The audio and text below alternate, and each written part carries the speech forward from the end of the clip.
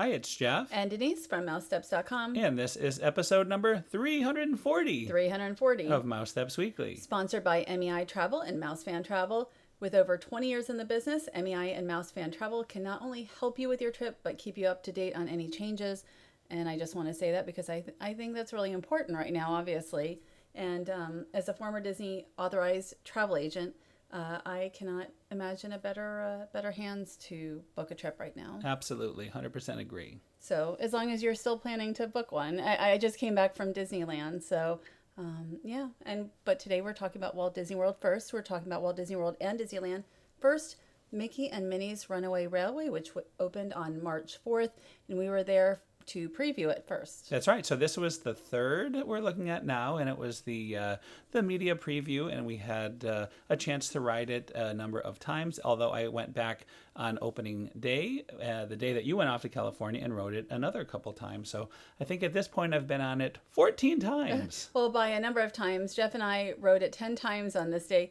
So you have to know how much we enjoy riding Mickey and Minnie's Runaway Railway. Very re-rideable. I think we've seen something new every single time. There's just so much to see in this attraction. And I really like that the theater inside, looks like a theater. We knew that from a little bit of a preview before where we had walked inside.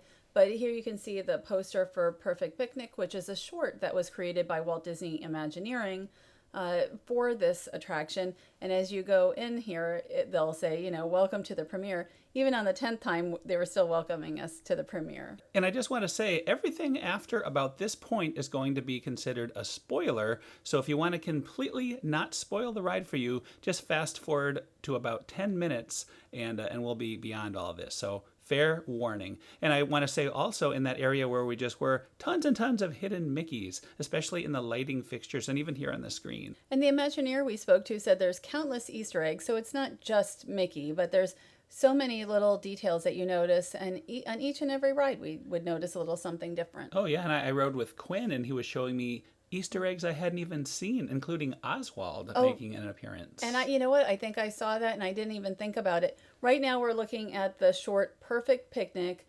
Again, the one that was created by Walt Disney Imagineering. And so Mickey and Minnie's Runaway Railway is the first Mickey and Minnie attraction. It may be the first, not the first Mickey and Minnie attraction, but the first ride through. Right. So, the first, they did have the Mickey Mouse Revue back in the day. So they said ride through. First they said, I think, attraction, but now it's more of ride. Right. So a Mickey and Minnie ride is totally new, which is very surprising. And but it's based on the newer cartoons, not the older ones.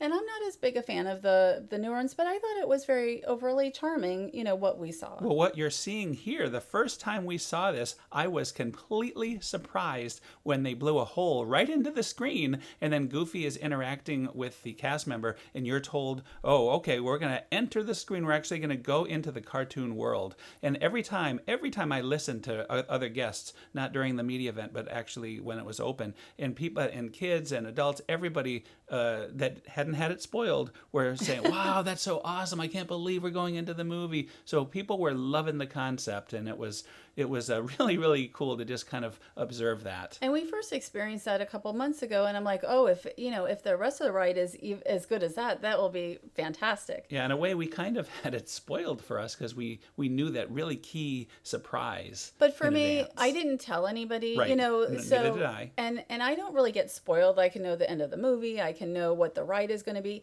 Like, you can't really spoil me for anything because I'm okay to know everything. But anyway, here is, we're about to get on the train. And you can see there's even tracks there, although it is only painted on. This is a trackless ride vehicle. Here comes the train. Now there's 4 ride vehicles, 4 cars, each one giving a different perspective of the ride.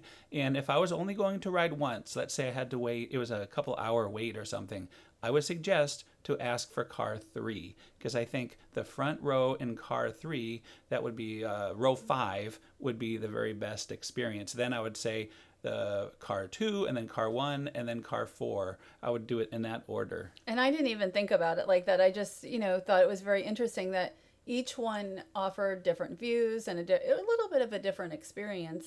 Absolutely. Even in Car 4, even it has a little part of it where it goes backwards, which is unique to the other three cars. And I hadn't even thought of that. Oh, okay. So here's one little Easter egg, 1928, when Mickey, came into being. Now, we did do, I don't know if you're showing any of it, but we did where they filmed us. Mm-hmm. And we were trying to talk, like a vlog, which I'm we going to never link do. to it. I didn't show that because we're going to see the whole ride. So I'll just link to that. But they pretty much cut everything almost everything where we talked. So we can talk now. Yeah. I was trying to explain it while we were on it because I don't do well with, especially when you're like on ride 8. I'm not going to pretend that I'm surprised by anything because I totally am not by that point. But so we still saw different things on that ride. But I wanted to give information instead, as opposed to like, oh, here's, the first, time I'm riding when it wasn't. So here at Mickey and Minnie's Runaway Railway, you will want to hold on. It's not like Rise of the Resistance where I can go in. The first time I rode Rise, I held on for dear life because I thought the drop or whatever would be crazy, right. But it wasn't. Here, there's no drop, but it does, I don't want to say jerk you around. That's sort of what it does. There is more movement in this than Rise as far as... To me, there is. Right, far as motion. Like, this is actually really cool. We're going to go into a twister room in a minute. This is just such a fun ride. But you are moving. You're not spinning, but you've got movement here. Well, in this room, there's wind, and it tends to want to blow off your hat. So as I've been going on this over and over, the more recent times they've told me I had to remove my hat, just like in France when you're going on a dark ride. So now they ask you to please remove your hat. You can see Mickey here. Now, depending on when you go, you may not even see the volcano. So I think Car 1, you don't even see it. So it's really worth it to go on all the different vehicles to see all that there's to offer in this. And Hidden Mickeys, you just saw bubbles. There's Hidden Mickey bubbles, and everywhere there's just so many Mickeys in this thing. And the one thing is that when I don't really hear the term anymore, but they said like 2.5D because you're not in a 3D. Mm-hmm. It does feel almost like 3D. This is probably my favorite room. It feels like a Little Mermaid area. Yes. And I just really enjoy it. But there's also, every room is so different from the other. And there's a lot of little hidden things in here, like the ice cream Mickey. I love the ice cream Mickey. That was so cool the first time we saw that one. And there are, and 1401 Flower Street. Over there That's for the Glendale. address of Imagineering. And what you said when we came in here for Daisy Duck is that it reminded you of Luigi's in California, which I didn't even ride this time. Except for there's no spin, but otherwise, right. And this is actually the hardest part. I had hurt my side by lifting something, and every time I went through here, it was a bit painful on that area because you really get moved around a bit in this room. But it is like Luigi's, and so for me, it's fine. You just want to and here I am recording and saying, hold on. Yeah. But generally, I never held on, not one time in 14 rides. I actually held on, a fair bit during the attraction. However, there's no height restrictions. So, if you're taking your kids, it is a family attraction. Just hold on a little bit. That little transition room reminds me of the Great Movie Ride, which preceded this attraction in this same area. And also, this has a lot of screens, but it also has audio animatronics. And honestly, I can't even sometimes tell what's what after all these times. And we're planning to ride again in the next few days. Mm-hmm.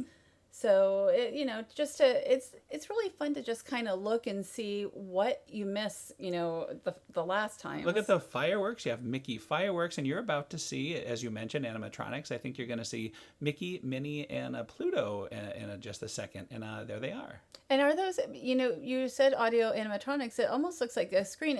Honestly, I can't really.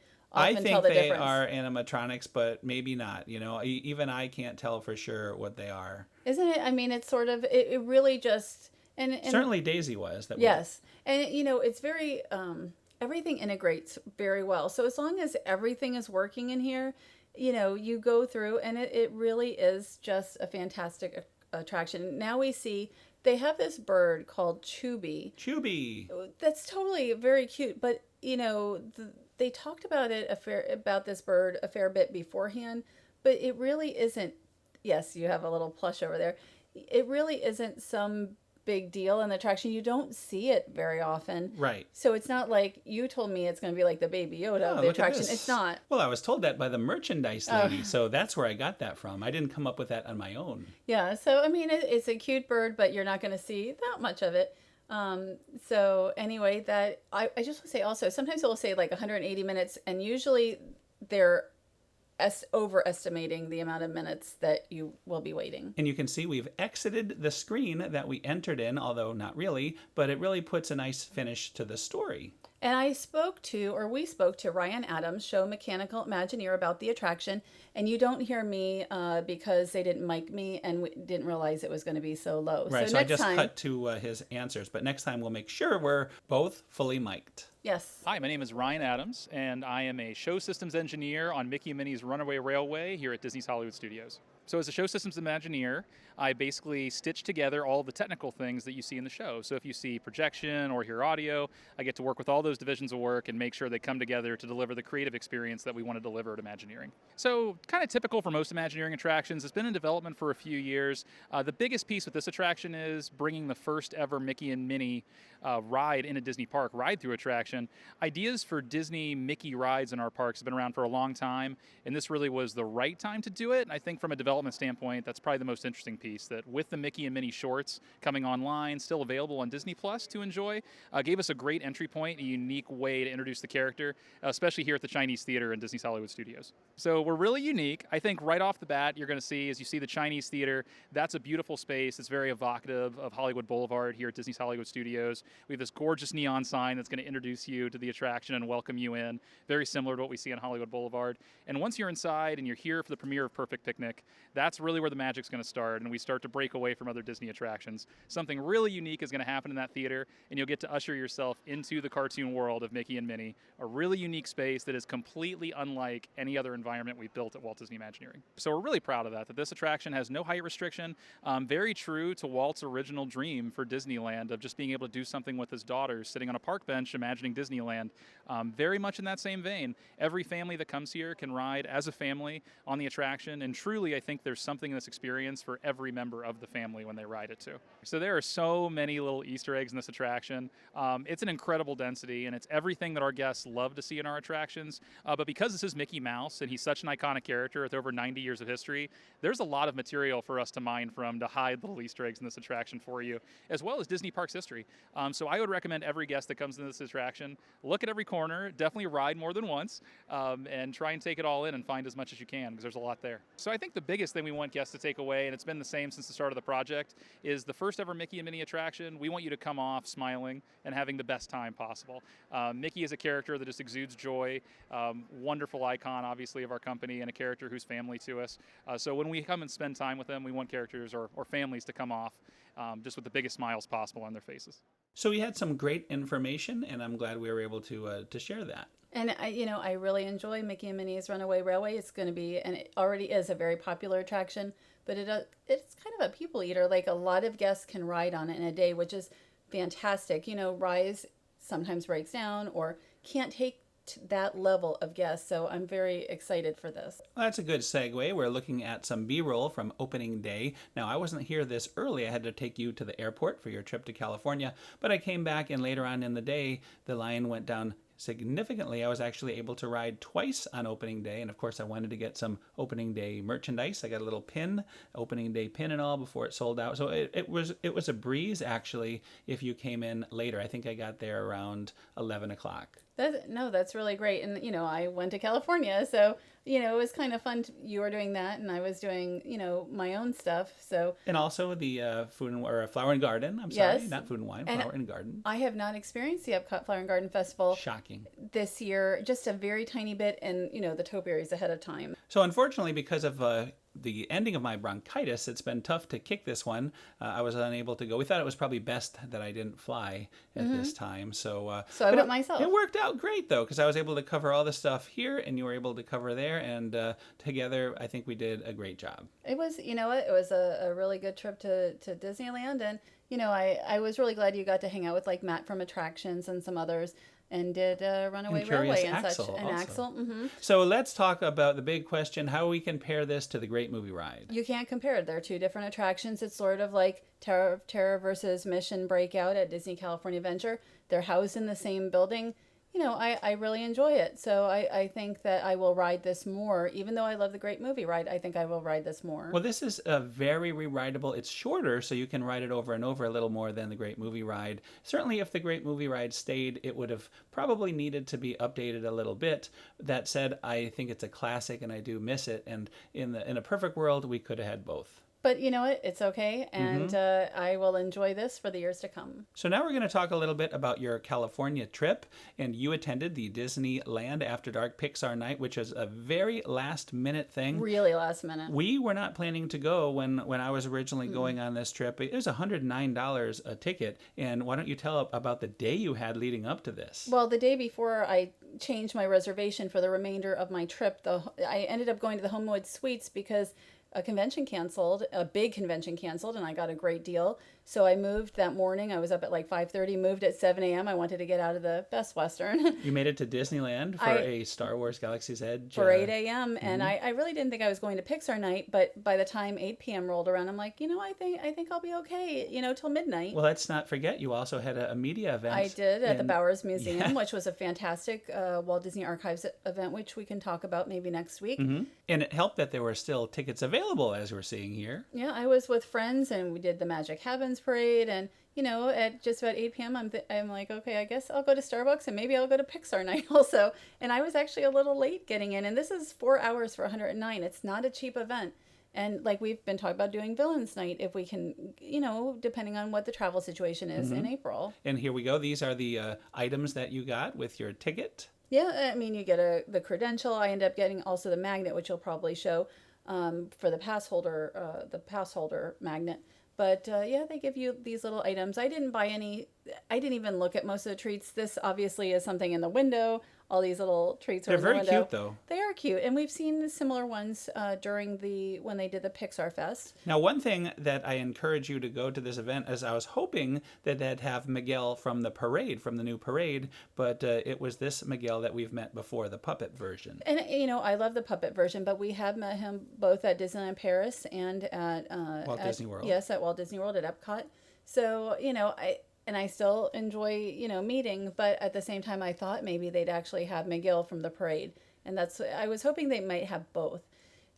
So this was a debut also of the characters Ian and Barley Lightfoot from Onward, who we met at the movie that one time first. Now we're jumping ahead to the day after the event, just because I wanted to show some of this great video that you took setting up the meet and greet. It comes out a little better here in daylight. Right. And so I met them first at night. And we'll see that. Yes. Now, this is during the day when it was easier for me to get video, not just because it was daylight, it was just easier, you know, because it seemed much more crowded during the nighttime version, which again was their debut. But now they are at Disney California Adventure. They're meeting every day.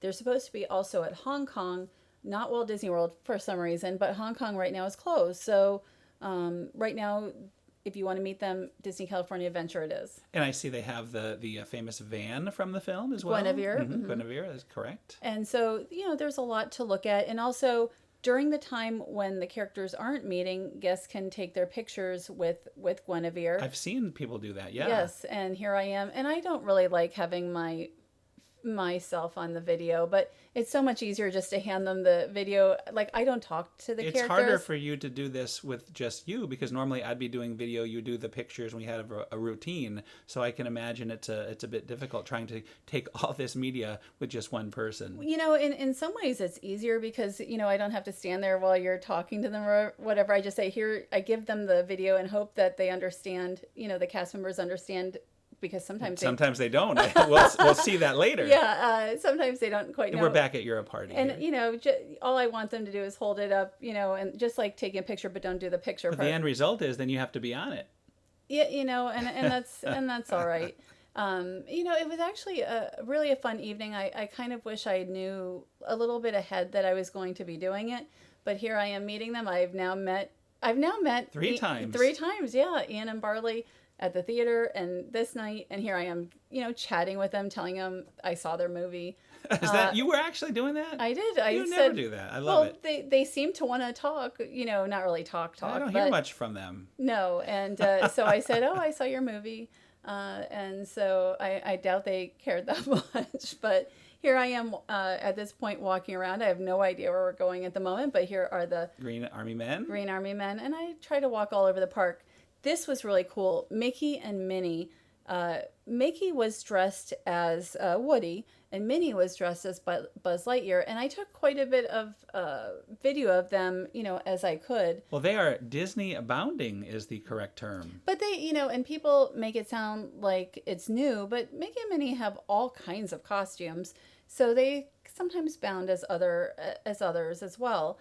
And Marvel, remember we saw them in the Marvel outfits? Actually, that was Donald and Daisy. So right before this, was this when I was looking through my bag and I found like the Universal Pass? Well, but I cut all that, see? I cut it because there's no audio. If you look at the video that we're going to link to at the end, you can hear you say, "Oh, I have my Universal Pass," and the guy's like, "Oh, you better not bring that out." And Mickey shakes his head in shame. I didn't have my annual pass ready, and so I'm trying to look through all my tickets. So Mickey and Minnie, I was actually there twice when they, were essentially crossing paths. One, they didn't meet together.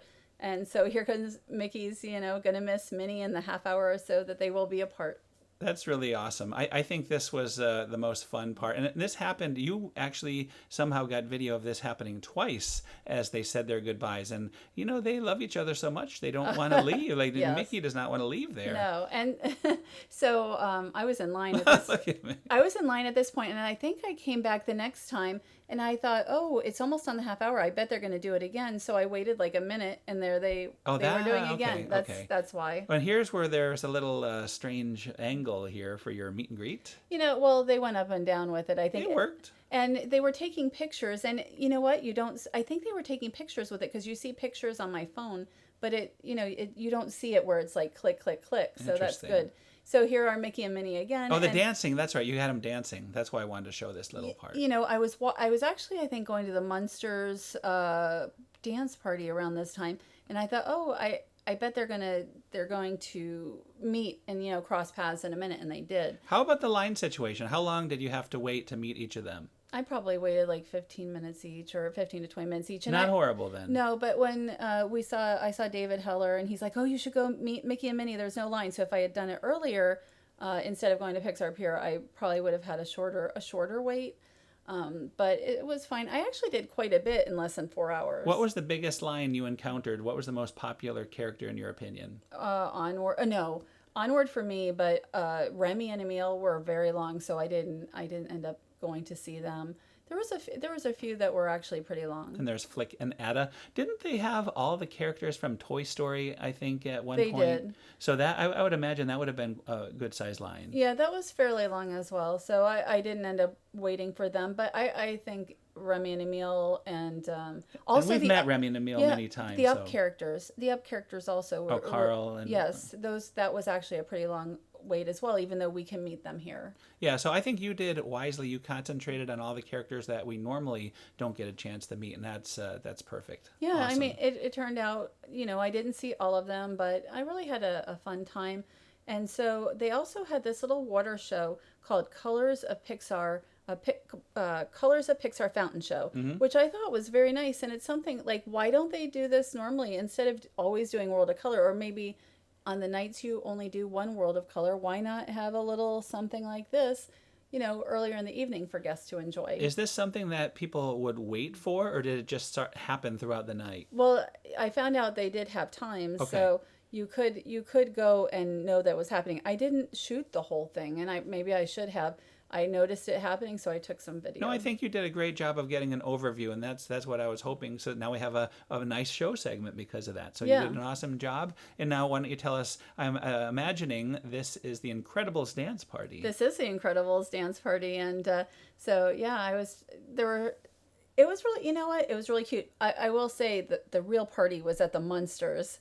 And we'll show that. Oh, yes. You have that great was a footage dance party. Of that. And this was fun because, like, Edna Mode danced and, it was really cute. But the Munsters, dance party was a place to be if you really wanted a party. Now, what kind of music were they playing? Do you remember? You know what? I don't really remember. I can figure it out easily. Yes, you could but play it. I just don't remember it myself. I think it was just normal music. And here is Roz. Now, I love it. I love it. You know, I went to the Munsters dance party. This was one of the last things I did for the evening.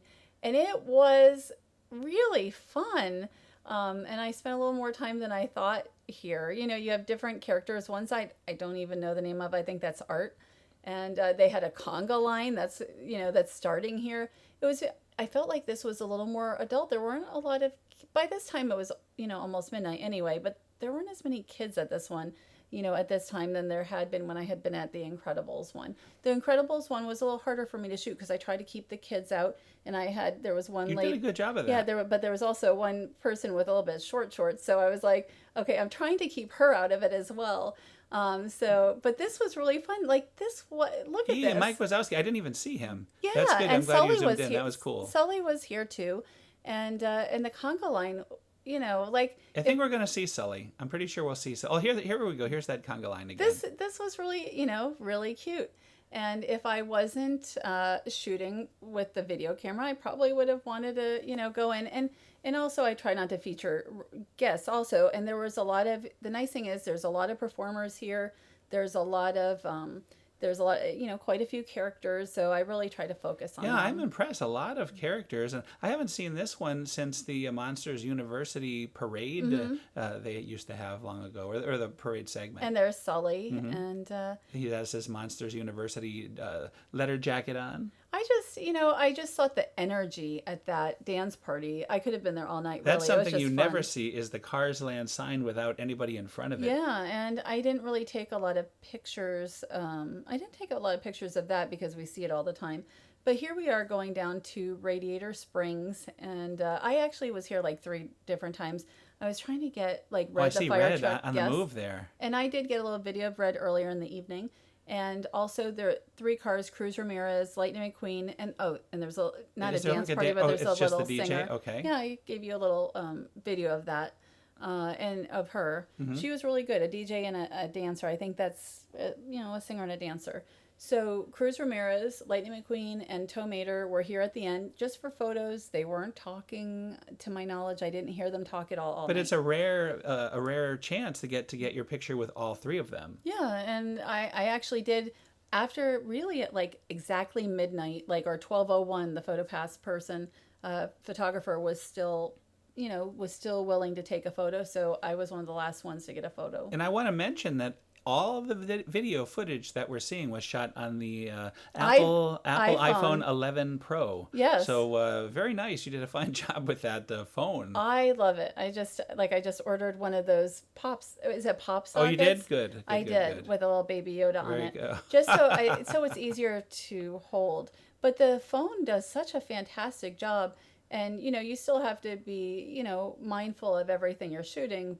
And there's Red. Before Red always disappeared. Love Red. That's great. I'm so glad. This looks like a fun night. And after seeing all this, because you were sending it to me and I was working on it when I had time here, I was thinking, boy, I'd love to go to the Villains Night now. So as long as everything is okay for travel at that time, and that's the end of April. So April 30th, I think. So almost 2 months away. So we'll see. If we can make it, we will be there. Yeah, we'll see what happens, and I just take it all day by day.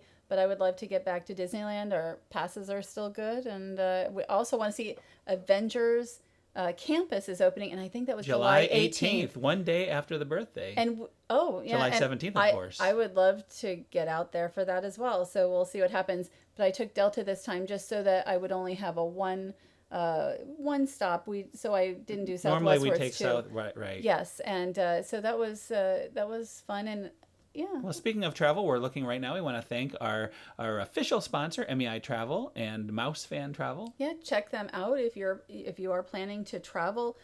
They can help you get wherever you want to go. Walt Disney World and Disneyland, especially right now. You can see Mickey and Minnie's Runaway Railway, or soon the Avengers Campus. I can't wait for that. Yeah, that looks really good. It does. We have to get our selves set for that too. And I would like to see that. And it looks like it will be fun. They and Guardians of the Galaxy Mission Breakout is always a good time. I just wrote it a couple days ago. So we have so much more that we can talk about. We could have done a whole nother show. I know you have the parade, the new Disneyland Parade that we still have to talk about. Magic Happens is such a great parade, and I was so fortunate to be there at a time when I could see it both at night and during the day, and I was able to do both. Right now, because of the time change, it's only twice a day during the day. I am hoping they will bring eventually back Paint the Night again too. Yeah, boy. But to be able to see Magic Happens during the evening, they really lit it pretty well for a night. They lit it as a nighttime parade, for the most part, and so it really works very well at night. And we'll also have, of course, the Epcot Flower and Garden Festival, which we normally would have had a full show by now, but because of all these other things that came up, Runaway Railway and the California trip, we're going to push that back for probably next week or even later, depending. I think we should try to do the Flower and Garden next week. This is sure, no problem. We can do it next week. And maybe in a couple of weeks we can talk about Bowers Museum and Magic Happens. So much. It's just. Or Magic Happens and the Flower and Garden. We'll see. We have to still talk about it. Right now we're discussing it, but we normally would not do that on the show. So anyway, thanks again for listening. Have a great week, and we'll see you all next week. Have a great week.